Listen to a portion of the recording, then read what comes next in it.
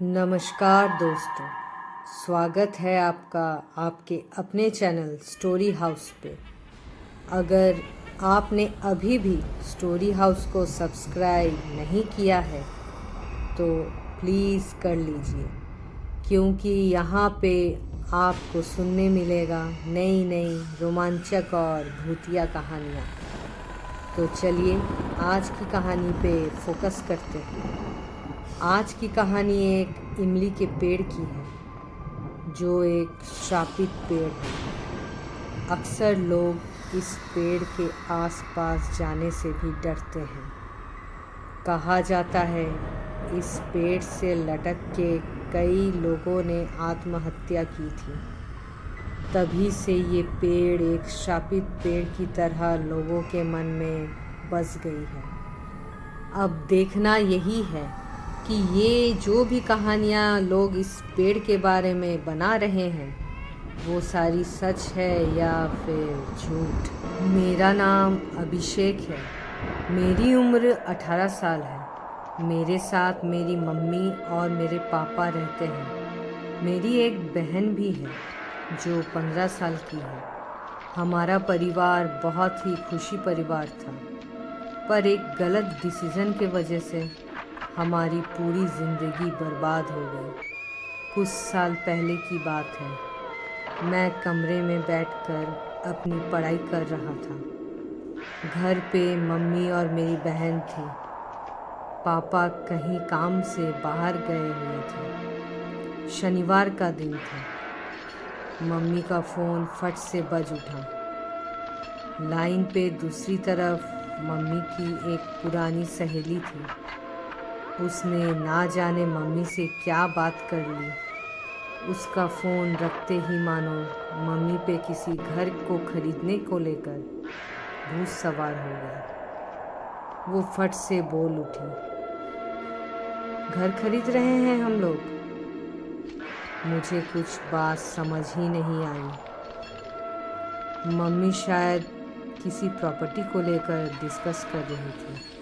दूसरे दिन पापा के आने के बाद मम्मी और पापा के बीच खूब सारी कहासुनी हुई और शाम को मम्मी और पापा प्रॉपर्टी देखने के लिए बाहर निकले। मेरे पूछने पर पापा ने किसी घर का जिक्र किया जो कि बहुत ही सस्ते दामों में बिल्डर बेच रहा था। एक प्रॉफिट वाली डील के सामने किसी की क्या चलती। हमारे ही शहर में इतना बड़ा घर इतने कम दामों में, वाकई में ये तो प्रॉफिट वाला डील है। मेरे दिमाग में यही चल रहा था कि पापा के पॉकेट में जो फ़ोन रखा हुआ था वो फट से बज उठा। अरे प्रॉपर्टी देखने कब तक आ रहे हो? जल्दी कीजिए, ज़्यादा समय नहीं है। पता नहीं, उसके बातों में एक अलग डर की झलक थी। मम्मी और पापा ने उस घर को देखकर फाइनल कर दिया। आखिर इतना बड़ा घर, साथ में इतनी बड़ी ज़मीन, कोई क्यों न ले। 2 दिनों के अंदर हमने अपने पुराने किराए के मकान को छोड़कर इस नए अपने मकान में शिफ्ट कर लिया। उस घर के पीछे के बागान में एक बड़ी सी इमली की पेड़ थी। ये पेड़ लगभग बहुत ज़्यादा ज़मीन घेरे हुई थी, काफ़ी बड़ी थी। रात के समय उस पेड़ को देखने से मानो लगता है काला सा साया उस घर के ऊपर मंडरा रहा है। शुरू में तो सब ठीक ही था। 10-15 दिन के बाद से घर में जब तब अजीब सी चिल्लाने और हंसने की आवाज़ें आती थी। ऐसा लगता था मानो हम सब लोगों को छोड़ के भी काफ़ी सारे लोग घूम रहे हैं उस घर में। कुछ दिन के बाद से मेरी बहन अदिति के अंदर एक अजीब सा बदलाव आने लगा। वो बार बार खिड़की से उस इमली के पेड़ की तरफ एक टक से देखते रहती। ये सब कुछ एक के बाद एक होने लगा। मम्मी और पापा दोनों बहुत परेशान रहने लगे। एक दिन मम्मी नींद में चिल्ला रही थी। मैंने देखा वो खुद अपने ही हाथों से अपना गला दबा रही थी। ये सब कुछ मेरे आँखों के सामने ही हो रहा था। मैं और पापा दौड़ के जाते हैं मम्मी के पास और उनका हाथ छुड़ाते हैं। अचानक से मम्मी उठकर उल्टा बैठ जाती है और ज़ोर ज़ोर से हंसने लगती है।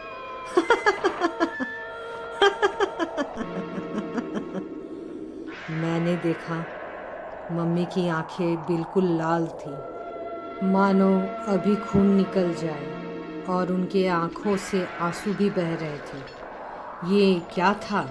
अचानक से उनकी तबीयत बहुत ज़्यादा ख़राब होने लगी। पापा ने बहुत बड़े बड़े डॉक्टर्स को दिखाया, पर कुछ असर नहीं हुआ। दिन दिन उनकी तबीयत खराब ही हो रही थी। वो घंटों सोए रहती। अभी तक मम्मी के साथ साथ मेरी बहन की भी तबीयत अचानक से ख़राब होने लगी। उसी रात उसको बहुत ज़्यादा तेज़ बुखार आ गया। किस भाषा में वो आंखें बंद कर बात कर रही थी, ये हमें किसी को भी समझ नहीं आ रहा था। उसकी आवाज़ बिल्कुल अलग थी। लग रहा था एक साथ 3-4 लोग खुसखुसा के बात कर रहे हैं। मैंने जल्दी से डर के मारे अपने पापा से बात की। पापा ने कहा शायद फीवर के वजह से ये सब कुछ हो रहा है। वो रात हमारी ज़िंदगी की सबसे मुश्किल रात थी। मेरी मम्मी अपने ही कमरे में उल्टा होकर हाथों के बल दौड़ रही थी। उनकी दौड़ने की गति बहुत तेज़ थी। पापा ने मम्मी को उसी रूम में बंद करके रखा हुआ था। वहाँ मेरी बहन को पापा ने बिस्तर से बांध कर रखा था। ये सब कुछ एक डरावना सपना जैसा लग रहा था। देखते ही देखते सुबह हो गई। मैंने पापा से कहा, पापा ये किसी डॉक्टर से ठीक नहीं होगा। लगता है हमें तांत्रिक साधक को बुलाना पड़ेगा। ये लगता है हमारे घर में कुछ ठीक नहीं है। तांत्रिक बाबा घर पहुंचते ही चौंक गए। इस घर में लगभग 4 से 5 प्रेत आत्माएं नज़र आ रही है। ये घर कोई शमशान घाट से कम नहीं है। इस घर के पीछे कोई पेड़ है क्या? तांत्रिक ने पूछा। हाँ, एक बड़ा सा इमली का पेड़ है। मैं उस पेड़ को देखना चाहता हूँ। तांत्रिक साधक छत पे चले गए और कहा, कोई भी मेरे पीछे नहीं आएगा। पता नहीं छत पे वो क्या कर रहे थे इतनी देर। थोड़ी देर बाद मैंने देखा मेरी मम्मी और बहन दोनों ही नॉर्मल हो गए थे। शायद सब कुछ ठीक हो गया था। मैं मन ही मन बहुत खुश हो रहा था, पर मुझे कहाँ पता था ये तो अभी शुरुआत है। कुछ देर के बाद बहुत ज़ोर से आवाज़ आती है। वो तांत्रिक सीढ़ी से गिरते पड़ते नीचे उतरता है और बोलता है, मुझसे नहीं होगा ये सब कुछ। मैंने अभी कुछ देर इस पेड़ को बांध दिया है, पर ज़्यादा देर ये नहीं रहने वाला। इस पेड़ पे बहुत सारी प्रेत आत्माएं हैं। ये सब कुछ बहुत खतरनाक होने वाला है। इतना बोलते ही वो तो भाग गया। ये वाली बात पूरे शहर में फैल गई। दूर दूर से लोग आते देखने के लिए। कुछ ही दिन में मेरी मम्मी और बहन की फिर से वैसे ही हालत बिगड़ने लगी। मेरी मम्मी बिल्कुल जानवरों जैसा बर्ताव कर रही थी। एक दिन मेरी मम्मी ने पापा के हाथों को दांतों से काट डाला था, जब पापा मम्मी को खाना खिलाने के लिए गए थे। मौके पे अगर मैं वहाँ नहीं पहुँचता तो शायद पापा ज़िंदा ना होते। पापा का हाथ पूरे तरीके से लहूलुहान हो चुका था। मेरे आंखों के सामने पापा तड़प रहे थे। पापा की जान जैसे तैसे तो मैंने बचा ली, पर अब मैं चुप नहीं बैठ सकता। मैं तुरंत मेहंदीपुर बालाजी जाने के लिए तैयारी करता हूँ। मैं वहाँ के लिए निकल ही रहा था कि उसी दिन मेरे घर 4 से 5 तांत्रिक बाबा आए। उन्होंने कहा कि इस घर की खबर पूरे शहर में फैल चुकी है और आसपास के लोग सब इस घर से डर रहे हैं। उन बाबा ने घर को अच्छे से देखा और हमारे घर की परिक्रमा की। बाबाओं ने हमसे कहा कि इस पेड़ में कुछ आत्माओं का वास है। कुछ साल पहले इस पेड़ से लटक कर किसी ने आत्महत्या की थी और इस पेड़ की मिट्टी भी अशुद्ध है। बरसों साल पहले इस मिट्टी में ढेरों लाशें दफन थी। ये पहले कब्रिस्तान हुआ करती थी। अगर सको ये घर छोड़ के चले जाओ, तभी तुम्हारे बीवी और बेटी बचेंगे, वरना मुश्किल है। मैं उनके पैर पड़ा और बोला, अभी बहुत देर हो चुकी है। मेरी मम्मी और बहन की हालत बहुत ख़राब है। पहले उन्हें बचाना पड़ेगा। वो दोनों ही प्रेत आत्माओं से घिरी हुई हैं। इतना सुनते ही तांत्रिक बाबा मेरे मम्मी और बहन के रूम की तरफ चले गए। दरवाज़ा बंद हो गया था और रूम के अंदर से काफ़ी सारी आवाज़ें आ रही थी। तांत्रिक बाबाओं ने एक रूम में मेरी मम्मी और बहन को अलग अलग बांध के रखा था। सारे तांत्रिक बाबाओं ने एक बड़े से हॉल का चयन किया था इस पूजा को करने के लिए। एक तरफ मम्मी को बैठाया गया और एक तरफ मेरी बहन को। मैं और पापा वहीं खड़े थे। बाबा ने कहा, अभी जो भी होगा तुम लोगों को डरा सकता है, पर तुम लोग इस कमरे से बाहर मत निकलना। अगर निकल गए तो फिर तुम्हारी जान भी जा सकती है। वो मंज़र बहुत भयावह था। पूजा शुरू होते ही पूजा के मंत्र पढ़े गए और उसके बाद मानो पूरे घर में अजीब सी हवा की लहर दौड़ पड़ी। ढेर सारे आवाज़ों से कान लगता है फट जाएगा। मम्मी अचानक से हवा में ऊपर की तरफ उड़ने लगी और मेरी बहन उल्टे पैरों से सर को उल्टा घुमाए चलने लगी। मंत्र उच्चारण 5 तांत्रिकों द्वारा चालू था। हवा की बड़ी सी लहर ने पापा को मानो दीवार पे जा पटका और पापा वहीं बेहोश हो गए। तभी अचानक से मेरी मम्मी रोने लगी और बोली, अभिषेक मुझे बचा लो, आओ मेरे पास। मैं जा ही रहा था कि उनमें से एक तांत्रिक ने मुझे इशारों में मना किया। मेरी मम्मी ना जाने कैसे शैतान जैसे हंसने लगी। वहाँ मेरी बहन भी तरह तरह के आवाज़ निकाल रही थी।